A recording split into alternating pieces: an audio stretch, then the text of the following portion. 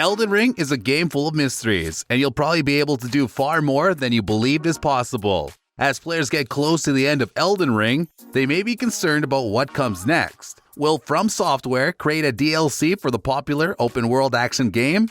Elden Ring is a massive game with lots to do, so new content isn't necessary, but that hasn't stopped fans from speculating about future editions.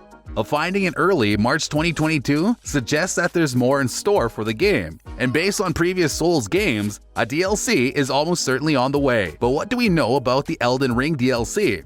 Hi folks, today on Game Gurus, we'll see the 10 things you didn't know you could do on Elden Ring. From Software's latest RPG, Elden Ring is available on PlayStation 5, PlayStation 4, and various additional platforms. It improves on the idea of RPGs with an utterly open world environment, following in the footsteps of successful games like Demon's Souls, Dark Souls, Bloodborne, and Sekiro: Shadows Die Twice. These games are recognized for their severe difficulty, and Elden Ring is no exception. The Elden Ring's hidden mechanics may be found all around the place. Depending on your knowledge, there's something for everyone, from slots to complete quests to intriguing backstory and hidden weapons and bosses. It might be a tidbit of information that adds to the tale, or it could be a complete game shift. For example, rain impacts spell damage in Elden Ring. Also, when you saddle your horse in Elden Ring, you can become invulnerable. It's only for a few frames, yet it might be the difference between winning and losing.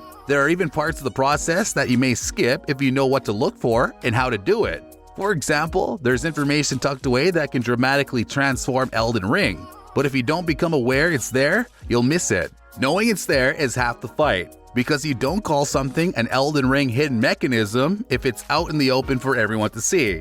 We've got 10 things about Elden Ring gameplay secrets to ensure you don't miss them. Some are helpful, while others are odd, and some will make you stop in your tracks when you learn about them.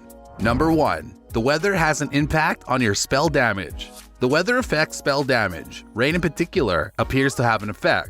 If torrents are raining down, fire damage will be lowered, but lightning damage will increase. We've gathered that the difference is just 10% in either direction, but it's a quirk that may still make a difference in long-term battles, especially for those with many spells to select from. Number 2. When you mount your horse, you become temporarily invulnerable. Calling Torrent with the steed whistle grants you a short window of invincibility. It's a fast animation, but there's a point while your player is climbing into Torrent where they won't take any damage. If you use it correctly, you may utilize this to escape lethal damage from single hits, even in monster confrontations like the Fire Giant. Number 3. Large adversaries inflict friendly fire damage. You may have observed that some foes can inflict friendly fire while others cannot, and there's a reason for it: size. For some reason, anything taller than 8 feet is seen as a lumbering oaf of a callous murderer and will damage any other opponent caught in their crossfire, even the similarly large ones. Giant swamp crabs, lumbering trolls, and any considerable dragon can murder their buddies just as quickly as they can kill you. You may trap them into bludgeoning each other if you ride about on Torrent. It won't enrage them against their colleagues, but the damage is damage. Number 4. Gold leaves at night boosts rune farming. At night, there's a chance that players may see gold leaves drifting down from the sky, which is an uncommon weather occurrence. That's not just for show. The Erd Tree's blessing implies that while this is going on, players will receive a modest boost in runes won from slaying opponents. Number 5. When lightning strikes water, it radiates outwards.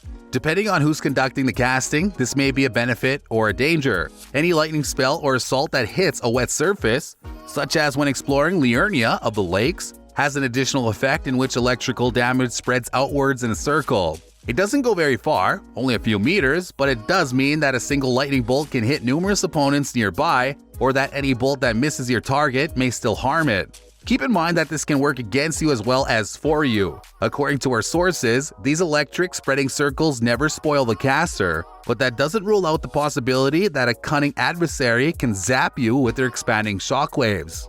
Number 6. Some combo attacks deal more damage than others.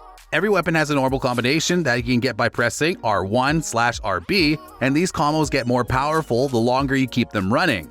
It's not a tremendous difference, but each hit adds a few additional points of damage, and certain weapons do so more than others. Try them out to find which of your favorites performs the best.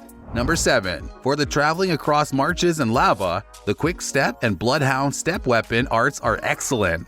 Many speedrunners and pro players use this one, but the quick step weapon art and its upgraded counterpart, the Bloodhound step, causes players to make a quick hop or teleport.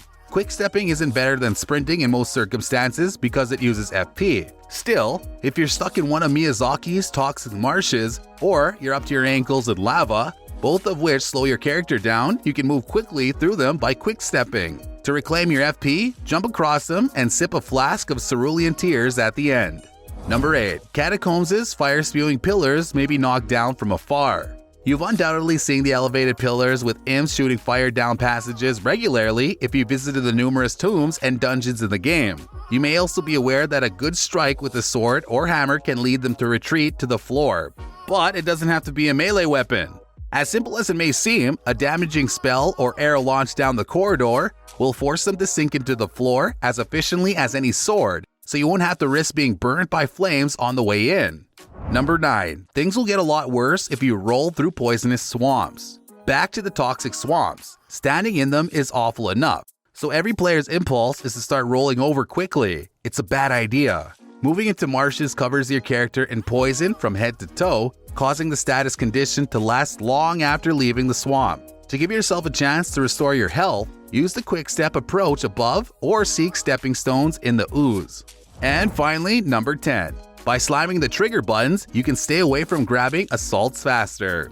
It has been a secret in Souls games for a long time, but it holds here. If you're caught in a grab attack by an adversary, start frantically pounding R1/L1 or RB/LB depending on your controller. It seems that any action buttons work, but these are easiest to rapid press.